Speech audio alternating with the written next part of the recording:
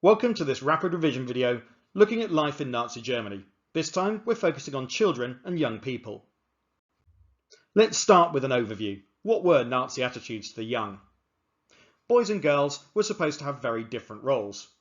The Nazis considered both boys and girls to be equally important though, but their aims for each were entirely different. Both were expected to become entirely loyal to Hitler and the Nazis. This is reflected in their policies towards them and the groups that they created for them. Let's consider the boys first of all. The ultimate aim for boys was to create strong, healthy and brutal men.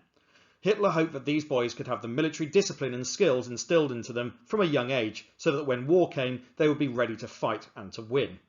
He said, "I want a brutal, domineering, fearless, cruel youth. It must bear pain. There must be nothing weak or gentle about it."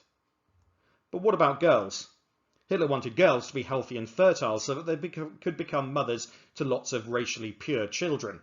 They were to be loyal housewives, and he compared the experience of women in childbirth to the experience of men in battle. He said, "Every child that a woman brings into the world is a battle waged for the existence of her people." Let's have a deep dive first of all into the boys, particularly the Hitler Youth. Nazi youth sections have been set up in the 1920s, but after Hitler took power they were drastically expanded. Other groups like the Boy Scouts were banned, and if children wanted to play organised sports, they had to join a Nazi team. The Nazi groups for boys were the Pimpfer, or Little Fellows. These were for children aged between about 6 and 10. The Deutsche Jungvolk, or German Young People. These were for boys aged about 10 to 14. And finally, the Hitlerjugend, or Hitler Youth, for children aged 14 to 18. These groups were compulsory from 1936. So what sort of activities did they get up to? There were three main purposes of the Hitler Youth. First, political loyalty. Boys were expected to learn about Hitler and Nazi ideas and swear to serve Hitler. Baldur von Schirach, who was leader of the Hitlerjugend, organised lessons on German heroes and encouraged members to denounce Nazi opponents, even their parents. Physical and military training was also important. Emphasis was given to being fit and healthy. Military skills like camping and fieldwork, shooting, and even gliding and flying lessons were prepared. These made sure that the boys, when they graduated, were ready to join the armed forces. And also character moulding. Members were expected to be competitive, unsympathetic and brutal. They were taught to mock the weak and look up to the strong. This aided the other aims. An illustrative example of this is this source here, which shows how children were supposed to be able to earn their Hitler Youth Achievement Award, a little bit like a scout badge. Consider these different requirements and how they fit the aims that we've just mentioned. It says, first of all, complete the following lessons: Life of Hitler, Germans Abroad, Germany's rightful place in the world, National Holidays of the German People, 5 flag oaths and 6 Hitler Youth songs. That's really all about political loyalty. Complete the following athletic tests: run 60 metres in 10 seconds, long jump 3.25 metres, throw a small leather ball 35 metres, pull up on a bar twice, somersault backwards twice, and swim 100 metres. This is more about physical and military training. And then we got hiking and camping tests. A day's hike of 15 kilometres, that's about 10 miles. Camp in a tent for 3 days. Put up a 2-man tent and take part in putting up a 12-man tent. Make a cooking pit and find water for cooking. Know the names of the most important trees and use the stars to find your place on a map. This would make the children independent and teach them some military skills. And finally, and most obviously, the military skill of target practice. Hit a bullseye on a target at a distance of 8 metres with an air gun. So if you managed to do all that, you'd get your Hitler Youth Achievement Award, but also the Nazis would have made you much closer to being a real soldier. Now let's consider the activities for girls. As with the boys, there were different groups for the girls of different ages. Firstly, there was the Jungmädel, or the young maidens, aged between 10 and 14. And then the Bund Deutscher Mädel, the League of German Maidens, for girls aged 14 to 18. Some stayed on voluntarily to the age of 21. Some of the aims of the BDM were similar to those of the HJ. Political loyalty. Physical strength. However, a third and fourth were related directly to Nazi attitudes for women. If you're unfamiliar with these, you might want to go back and watch my video on that. One was domestic skills. Girls learned skills to be mothers and housewives, but also so-called racial hygiene. Girls learned racist ideas and how to identify an Aryan partner to marry. This source here gives us a further idea. Ilse McKee remembers her time in the BDM. This was written in 1966, after the war and after she had left Germany. Weekends were crammed full with outings, camping and marches where we carried heavy packs on our backs. It was fun in a way, and we got plenty of exercise, but it had a bad effect on our school reports. I'll pause there. Let's remember that actually going to university or having a high education for the workplace was not considered a requirement by the Nazis, so this shows that the activities of the BDM were focused towards other things. Okay, continuing. Girls of my age had to attend evening classes, conducted by young girls, usually hardly any older than ourselves. We were, of course, lectured a lot on Nazi ideology. There we can see the political loyalties aspect coming back in. We were told from a very young age to prepare for motherhood, as the mother in the eyes of our beloved leader was the most important person in the nation. We were Germany's future. So that's quite revealing as to what girls were asked to do as part of their groups. What impression do you get? Do you think Ilse McKee enjoyed this? Or do you think that she's later gone on to regret it?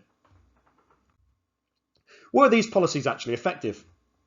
Not all children took part in the Nazi youth programmes, but the vast majority did, especially after attendance was made compulsory. By 1939, almost 9 million young people were involved. However, these sources give contrasting views from participants. Our first source is from the book The Youth in the Third Reich by Arno Klohn. He wrote this in 1982 based on his own experiences. What I liked about the Hitler Youth was the comradeship.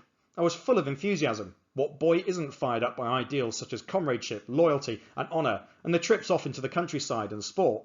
Later, negative aspects became obvious.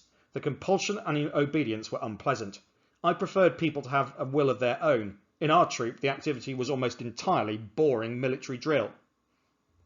Then contrast that with this. This is from Henrik Mettelmann's book, A Hitler Youth. He later served in the tank company in World War II and then became a peace activist after the war. You felt you belonged to a great nation again. I was helping to build a strong Germany, but my father felt differently. He warned, "Henrik, don't tell them what I'm saying to you." I argued with my father because I was a great believer in Hitler's regime, which was against his background as a working man. So you can see here how the Hitler Youth used to set children off against their parents even. Henrik later changed his ideas and became a peace activist and very much renounced the Nazis after the war. But as a young man, you can see how the propaganda had drawn him in. Much as the Nazis tried to influence children's free time, they also tried to change schools. The Nazi aims for boys and girls were also reflected in changes to the school curriculum. Boys and girls already went to separate schools in Germany, and they went until the age of 14, so changing the curriculum to suit Nazi aims for boys and girls was actually pretty straightforward. The Reich Education Minister, Bernhard Rust, said that the whole purpose of education is to create Nazis, and this is how he tried to achieve that aim.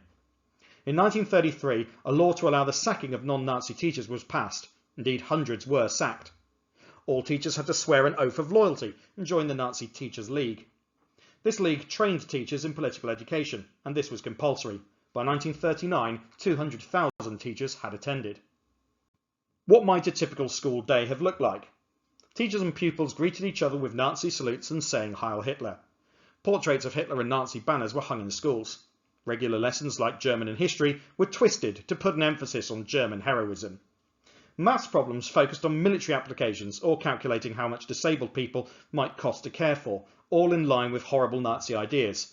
For example, this is taken from a German textbook at the time. It compares the cost of housing the disabled in hospitals with workers' wages. Pretty messed up. New lessons taught purely Nazi ideas such as racial study and party beliefs. Here we can see an illustration of a racial study lesson. Children are being taught about negative stereotypes of Jewish people. Political speeches were broadcast on school radios too. Both boys and girls did more PE, with a military emphasis for the boys. And all textbooks were approved by the Nazis, containing Nazi ideas. Girls learned more domestic skills like cooking and childcare. Again, the end result was supposed to make boys into soldiers and women into housewives. A summary of our final points. Like every aspect of society, the Nazis had specific aims for boys and girls and aimed to make them loyal Nazis in the future. Boys joined the Hitler Youth and associated organisations. They were taught military skills and discipline. Girls joined the League of German Girls and associated organisations too. They were taught domestic skills and so-called racial hygiene. Both were taught loyalty to the Nazis and physical health and strength. Schools got a new curriculum that supported these aims too. All this was geared towards boys becoming soldiers and girls becoming housewives and mothers. Most German children participated, especially after membership was made compulsory in 1936. That concludes this rapid revision lesson. I hope it's been useful to you, and if it has, please do drop this video a like and subscribe to the channel. It really helps because I'm actually not able to monetize or promote many of these videos because of the subject matter. But I'd rather make it accurate and complete and not be able to do that rather than have to water it down. After all, this is meant to be a learning experience, and I don't believe in watering it down just because it's unpleasant, even if sadly the YouTube algorithm disagrees. But anyway, if you are able to help me, be very grateful. If not, thanks anyway for watching, and goodbye.